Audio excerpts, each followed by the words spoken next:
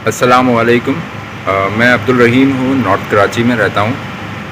मैं आपको आज का किस्सा सुना रहा हूँ कि मैं नागन चौरंगी पर गुज्जर डेयरी फार्म वहाँ पे शॉप पर दूध लेने गया, दही लेने गया। उन्होंने 990 रुपये का बिल दिया और 1.5 किलो दही और 2 किलो दूध मुझे हाथ में दे दिया।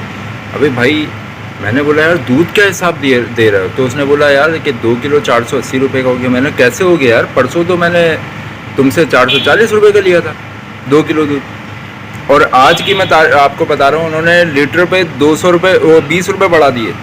अब आप मुझे ये बताएं कि आज मैंने घर पे आके कमिश्नर कराची की लिस्ट पर जो है आज की तारीख के मुताबिक मैंने चेक किया कि 180 रुपये रिटेलर दूध बेच सकता है। उसके बाद जो है वो दूध जो है 180 के बजाय 220 रुपये बिक रहा है। और उसके बाद आज 2 दिन बाद उस पर रेट 20 रुपये और बढ़ गए। तो कमिश्नर कराची इकबाल मेमन साहब, मुझे ये तो